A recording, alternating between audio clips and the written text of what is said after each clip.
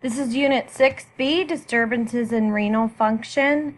This is the last section that is on Test 3, so after this it is just your final. The first couple of slides go over the renal system and kind of the pathophysiology, and so you guys can remind yourself of that. Pediatric differences. If you have already listened to the GI, I talked about this a little bit. The kidneys reach the full size by age 5, but they're not fully efficient until about age 2. All of the nephrons that we will ever have are present at birth, and the bladder capacity does increase with age. So it's obviously small at birth, and then by adolescenthood, your bladder is going to be at full capacity. These are all the renal diagnostic tests and labs, and we're going to talk about a few that are important throughout this lecture. So we're going to start with urinary tract infections. Most are bacterial, and it's an infection that occurs in the urinary tract system. E. coli is the most common causative organism. If you think about it, E. coli just kind of lives in that region of your body. It is in your gut and in your intestines, which are obviously close to your bladder. And so a lot of times the E. coli will wander over into your bladder. And it is the most common causative organism of a UTI. They are more common in girls than boys because girls have a shorter urethra, and just because of our anatomy overall. It occurs in, really, it is so rare to happen in boys, but if it does occur, it's usually because of anomalies of the GU system. So cystitis is a lower urinary tract UTI, and then pyelo is an upper UTI where actually the infection gets into your kidneys, and obviously you are a lot sicker once it gets to pyelo. So again, females have a shorter urethra, and also the close proximity from the anus to the vagina, and also incomplete bladder emptying can cause UTIs. Incorrect wiping can cause UTIs for girls as well. We try to teach them to wipe front to back, but it doesn't always stick, and it takes them a while to learn that. With uncircumcised males in the first 6 months of life, they may get a UTI. It's really up to, obviously, the parents to clean well and pull back that foreskin and make sure that all of it is clean and that it doesn't get stuck or anything like that. And so as long as you keep the area clean, then most of the time they won't get a UTI. But it is, I have seen it before in uncircumcised males. With circumcised males, it is not common. Obviously, in adolescence, if they're having sex, you want to teach them to void, the women to void after having sex. And so that can lead to UTI. Also, just irritants like harsh soaps or detergents, bubble baths, douching, stuff like that. So clinical manifestations of a UTI are obviously going to be different in the newborn and infant population because they're in diapers, so you're not going to know, how often, if they're going more often, or they're not going to have that urgency, and you're not going to know if they're having a lot of pain while they're peeing. So the newborn and infant clinical manifestations are different than once they reach about preschool age. They can tell you, I really, really need to go, or it really, really hurts when I'm peeing. And so in newborns, poor feeding, nausea and vomiting, they may be jaundiced, they may have their little bellies maybe distended. Fever is probably going to be the big one for both newborn and for infants. If they have fever and they come into the ER and we don't have, there's not an obvious like ear infection or an obvious, like URI or something like that, we're probably going to do an in and out cath to see what's going on and see if they may have a UTI. Again, nausea, vomiting. They may have foul smelling urine, may not be eating as much. But once you reach preschool age, the typical signs and symptoms that you think about with the UTI start now. Again, with the fever, you're going to have that urgency. There might be a little blood in the urine. They're going to have to go really more frequently and have to go quickly. It's going to be cloudy. It's not going to smell good. They may have some abdominal pain. Again, school age is the same thing. Once they get to school age, they may be able to tell you that they're having some flank pain as well. And so pyelo is obviously more serious. It's where that infection continues up to the kidneys, and so their symptoms are going to be more severe. They're going to have a high fever, chills, abdominal pain, nausea, vomiting, again, that flank pain. They may have costovertebral angle tenderness, which is when you press on the back at the bottom of the ribs, they may have some tenderness back there. They may be dehydrated, which could be moderate to severe. So how are we going to figure out if they have a UTI? Well, we're going to get some urine from them. So we're going to first do a dipstick usually, and you probably are going to see some white blood cells in there that, shows you that there's bacteria. And then you're also going to see something called nitrates. And so if they have nitrates, they have a UTI. However, they might not always have nitrates and they still have a UTI. And so I did some research before recording this lecture because I was like, what are nitrates? So nitrates is where actually the E. coli typically converts nitrates in your body to nitrites. So nitrates are normal to have in your body, the nitrites are not. So again, it depends on the bacteria that is causing your UTI on whether or not you're going to have nitrates present. So if it is E. coli, that's one of the ones that does convert the nitrates to nitrites. But if it's another bacteria, it may not convert it, and so they may not always be present. However, if they are present, you are going to have a UTI. And so typically what happens is if you see those white blood cells, then they're going to send it off to the lab for further testing, and they're going to do a urine culture, which is the definitive diagnostic tool for a UTI. So they're going to wait and see, well, they're going to go ahead and treat you, but they're going to wait and see if that culture grows any bacteria. There are two ways to get it. So like I said, you can do a sterile catheterization in and out, or you can do a midstream clean catch. So you're going to give the females or males wipes. They usually need to wipe 2 to 3 times with these sterile wipes. And then they can do, and that basically just kills the skin cells that are in the area. Because if you didn't wipe, then everybody's going to have white blood cells present.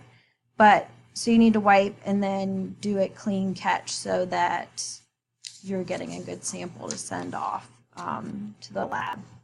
So how are we going to treat it? They're going to get antibiotics, obviously. These are just some common ones that we tend to give. And then to make sure that the antibiotics are working, you are going to do a repeat urine culture. if they're still febrile, and then again 1 to 3 weeks afterwards to make sure that that UTI is gone away and that you won't develop pyelo, hopefully. If you do have pyelonephritis, you're going to be hospitalized for IV antibiotics and you're going to feel really crappy. And so again, it's important to get those antibiotics in on time so that your body is able to get rid of that infection and hopefully to minimize any damage to your kidneys. So nursing management, we're going to encourage fluids.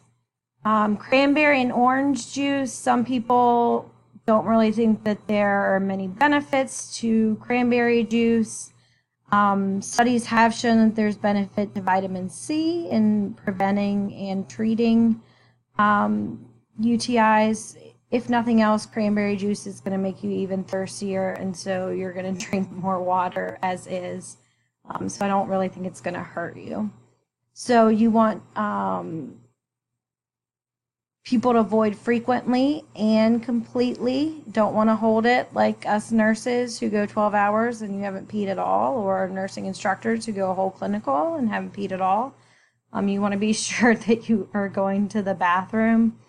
You want to wear clean cotton underwear because bacteria just love that warm, wet environment. And if it's warm and wet, then that bacteria is going to grow and increase even more. And so, again, avoid tight jeans and underwear.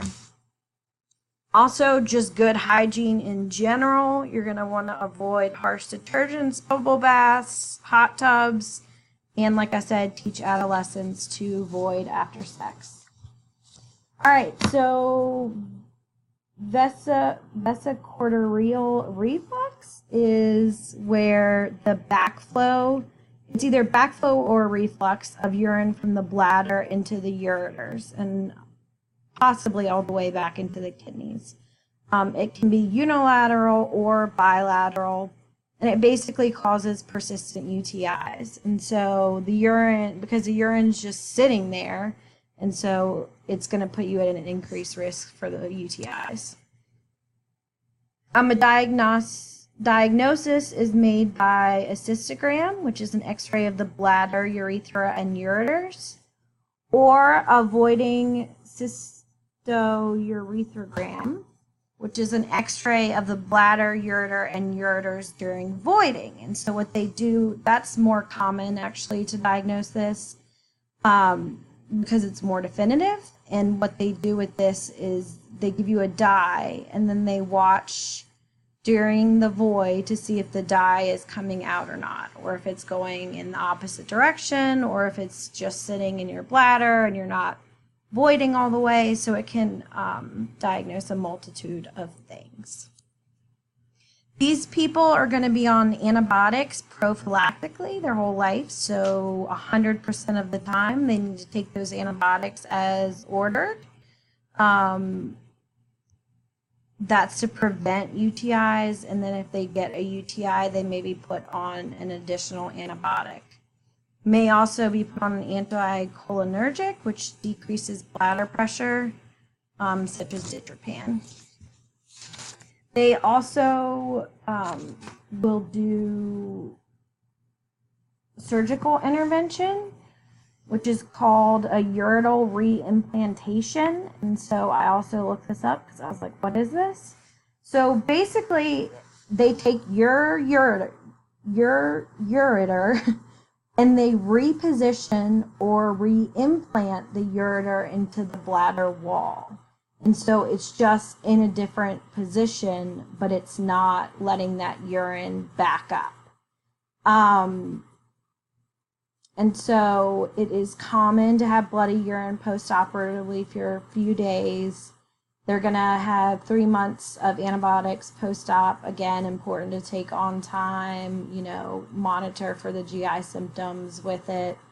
And then they're going to have renal scans at 2 and 5 years post-surgery.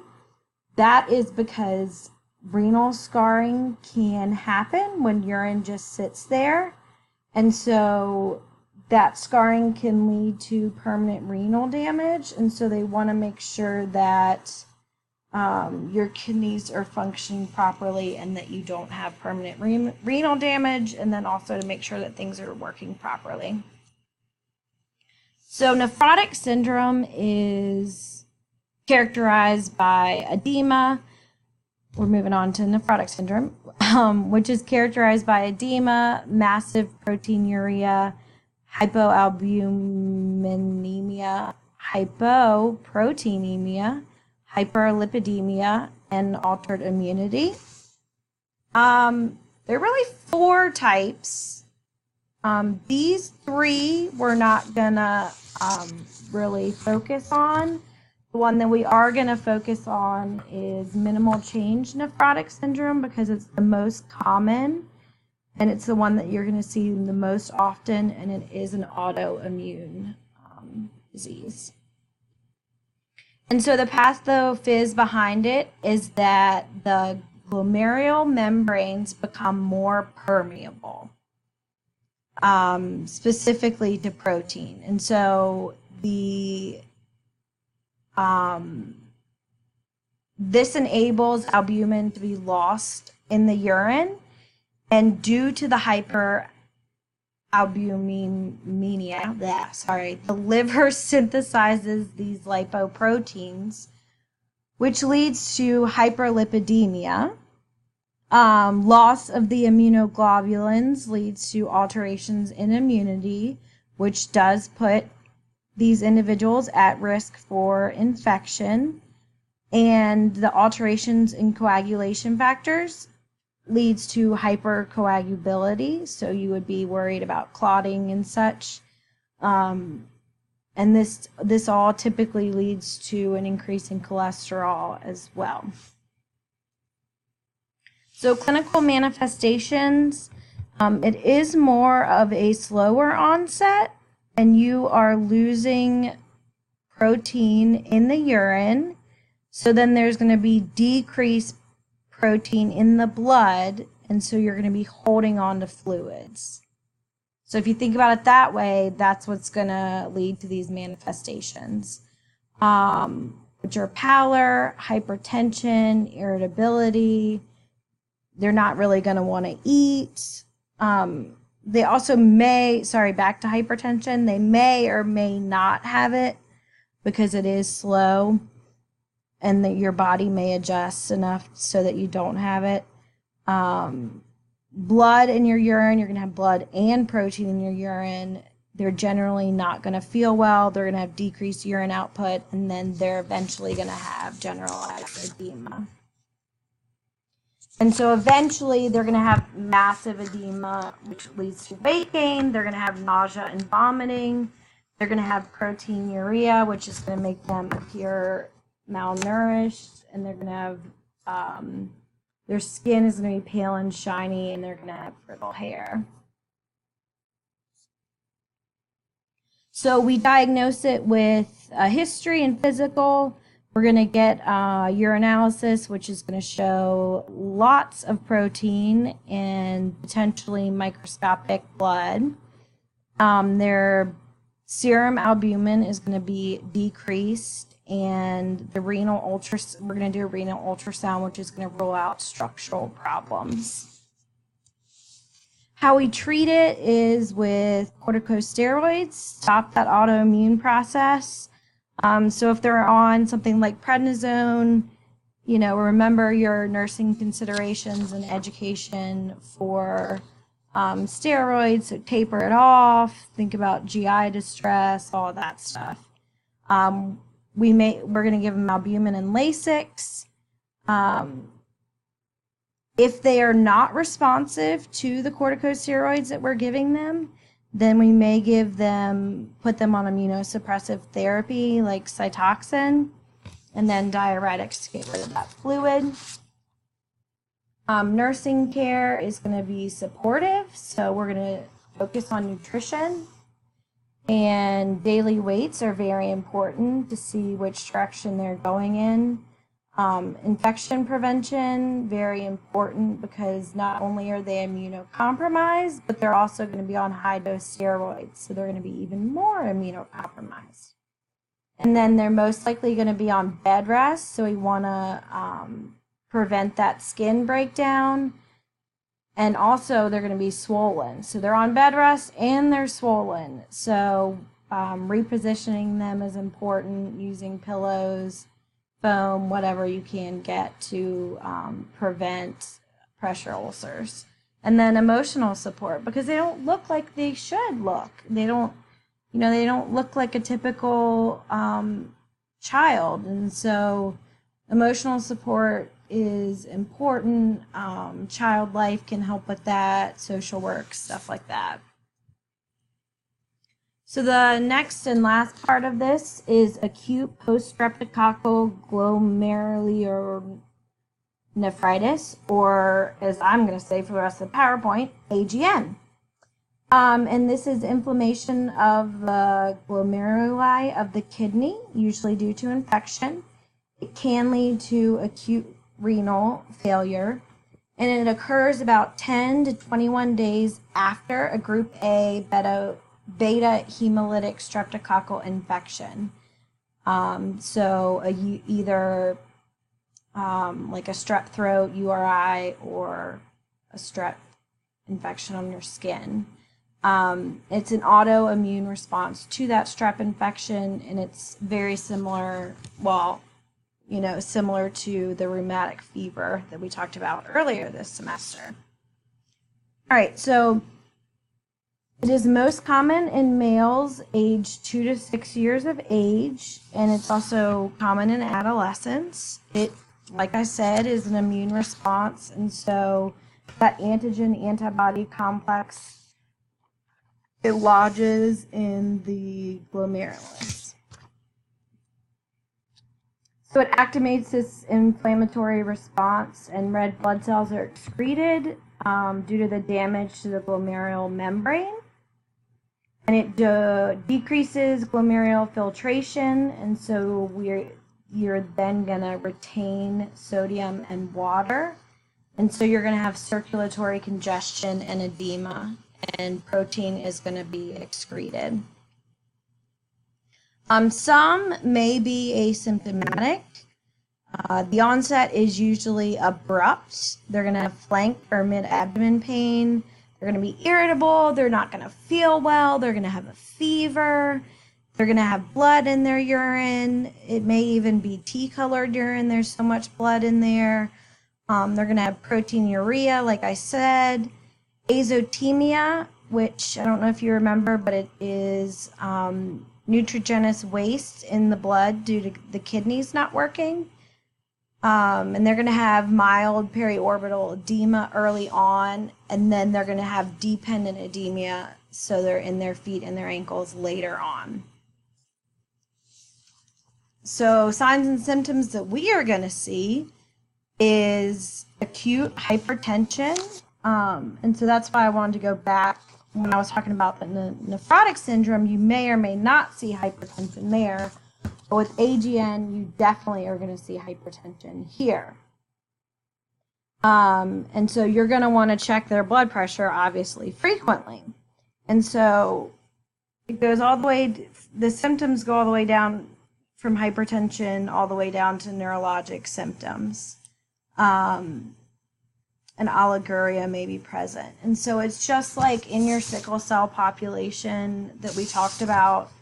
If they start to have neuro symptoms or a headache or anything like that, you're probably going to want to take their blood pressure and see if it's really high and see what's going on, and then you're going to want to page the doctor.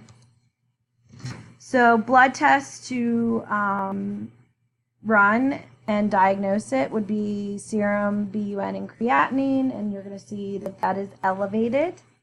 The serum protein is going to be decreased. That's coming out in your urine. So you're going to have an elevated white blood cells and elevated ESR because it is infectious in nature. elevated ASO titer, which if you remember from rheumatic fever, that means that there's been a recent strep infection. So again, you may want to test the family members for strep. And then they're going to have decreased hemoglobin and hematocrit. In their UA, they may have blood in the urine, and they may have some mild to moderate protein in the urine. Clinical therapy is basically to relieve the symptoms, and supportive therapy. These children are also going to be on bed rest. They're going to have a sodium restriction, so don't give them extra salt. Make sure that salt is off that tray when they get it. They're going to be on diuretics. They're going to be on antihypertensives, depending on how hypertensive they are. Antibiotics to treat that strep that was never treated. You're going to want to, your nursing, implications, you're going to want to prevent infection. Again, they're immunocompromised. You're going to want to prevent skin breakdown with that edema, so you're going to want to turn them. You're going to do daily weights, monitor those I's and O's, assess for cardiorespiratory congestion, and that is secondary to them retaining that fluid, and nutrition. So again, no added salt. And you're actually going to want to do a low protein diet, even though they are losing protein. The kidneys are not functioning properly, and so you don't want to give them a high protein diet and their kidneys not be able to absorb and get rid of the protein properly. And so you actually want to do a low protein diet. So you're obviously, like I said, you want to monitor their blood pressure. You're going to want to elevate those lower extremities because of that dependent edema, and I's and O's are really important. And that is all. Let me know if you guys have any questions.